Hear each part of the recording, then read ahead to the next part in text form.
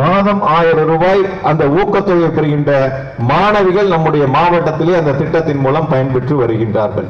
இப்படி ஒவ்வொரு திட்டங்கள் வாரியாக, ஒவ்வொரு வீடுகள் வாரியாக அரசனுடைய திட்டங்கள், முதலமைச்சருடைய திட்டங்கள் ஒவ்வொரு வீட்டிற்கும் சென்றிருக்கிறது.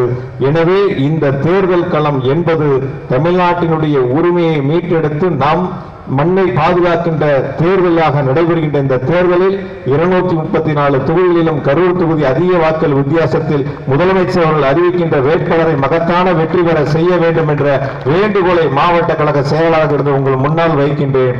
ஒவ்வொரு பூத்திலும் நான் அதிக வாக்குகளை பெற்றுக் கொடுத்தேன் என்ற பெருமையை உருவாக்கி தந்திட வேண்டும். இங்கே அரசனுடைய சாதனைகளை பட்டியலிட்டு சொன்னார்கள். இந்த அரசனுடைய நம்முடைய தலைவருடைய சாதனைகளை குறிப்பிட்ட சில திட்டங்களை நாம் முன்னெடுத்து செல்ல வேண்டும்.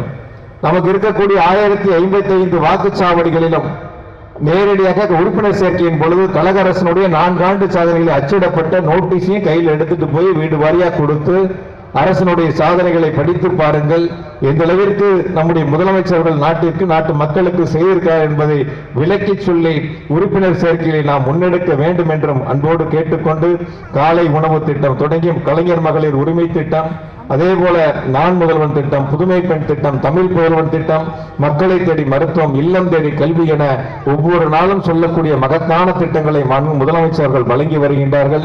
இன்னும் குறிப்பாக நம்முடைய மாவட்டத்திற்கு மாண்பு முதலமைச்சர்கள் வழங்கிய திட்டங்களை இங்கு பட்டியலிட்டு சொன்னார்கள்.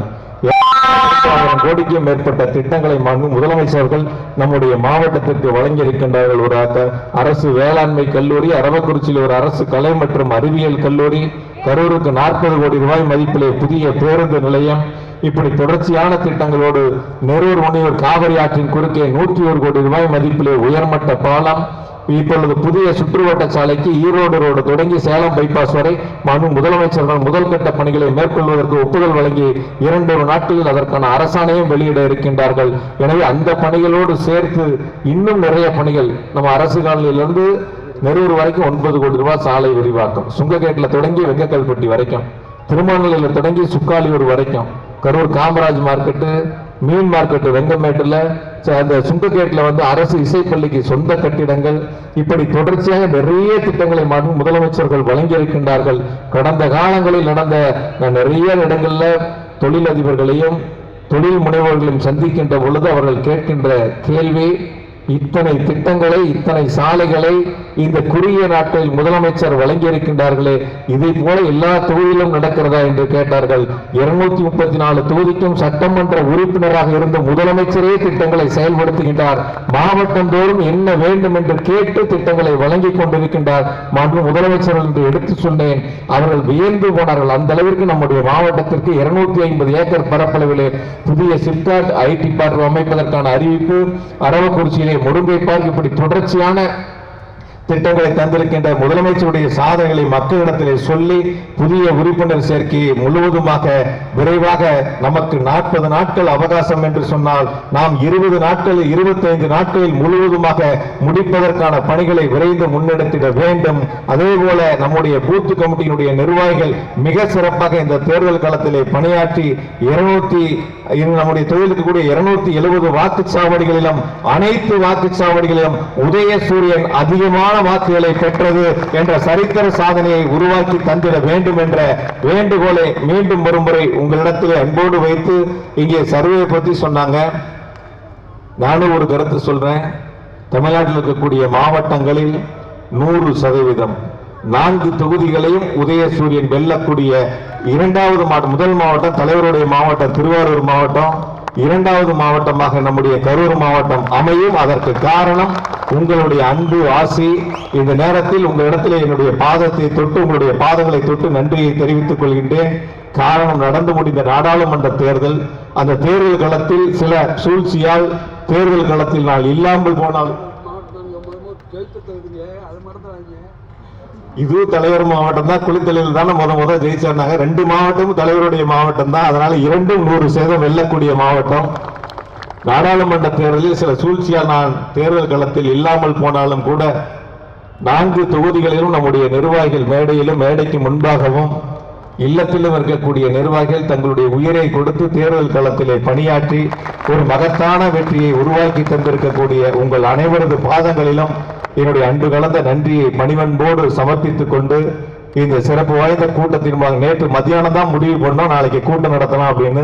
நேற்று மதியம் சொல்லி இன்று மாலை கூட்டத்தில் வருகை தந்து பெருமையை சேர்த்திருக்கின்ற உங்கள் அனைவருக்கும் மாவட்ட கழகத்தின் சார்பாகவும் பகுதி ஒன்றிய கழகத்தின் சார்பாகவும் மனமார்ந்த நன்றியை அன்போடு தெரிவித்துக் கொள்கிறேன். இந்த அண்ணன் மணிராஜன் சொன்னாரு சில ரகசியங்கள்லாம் பேச முடியாதுன்னு.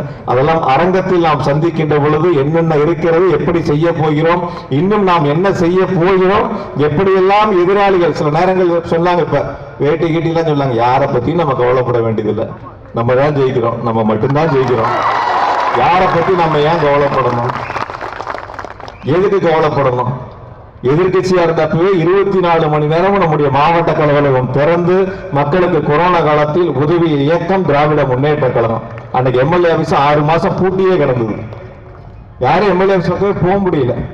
நான் இப்ப கூட ஒரு கருத்து சில பேர்கிட்ட கேட்டேன், 4 வருஷம் ஆச்சு, 4 வருஷத்துல யாராவது கரூர் மாவட்டத்துல இல்ல கரூர் தொகுதியில போன காலங்களில் பதவியில் இருந்தவங்க வீட்டில் போய் நான் படிக்கிறதுக்கு ஒரு 10,000 ரூபாய் பணம் வாங்கிட்டு வந்தேன், நான் காலேஜ் கட்டுறதுக்கு ஒரு 25,000 ரூபாய் பணம் வாங்கிட்டு வந்தேன், நான் ஹாஸ்பிட்டல்ல செலவுக்கு ஒரு 50,000 ரூபாய் பணம் வாங்கிட்டு வந்தேன், யாராவது ஒருத்தர் உங்க காதல சொல்லி இருக்காங்களா? யாராவது ஒருத்தருக்கு எனக்கு எல்ஜிபி பெட்ரோல் பங்க்லாம் வேண்டாம், வேண்டாம். சில பேருக்கு அதெல்லாம் வேணும். எனக்கு கரூர் மக்களுடைய அன்பும் பாசமும் போதும். வாழ்நாள் முழுக்க அவர்களுக்கு உழைப்பதற்கு நான் தயாராக இருக்கின்றேன்.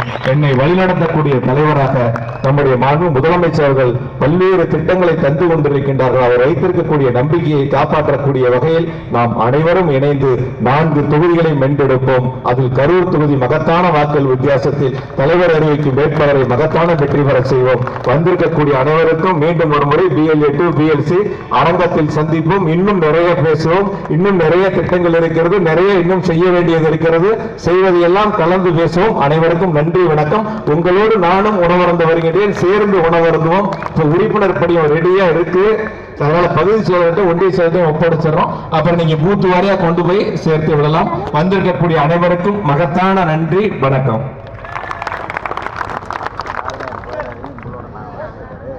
வட்டக்கழகத்தினுடைய செயலாளர் தம்பி ரமேஷ் அவர்கள் இப்போது நன்றியுரையாற்றுவார்கள். தயவு செய்து அனைவருக்கும் உணவு ஏற்பாடு செய்திருக்கிறார்கள். நம்முடைய அமைச்சர் அவர்கள் தயவு செய்து அனைவரும் உணவருந்து விட்டு செல்லுமாறு மிக தாழ்மையுடன் கேட்டுக்கொள்கிறோம்.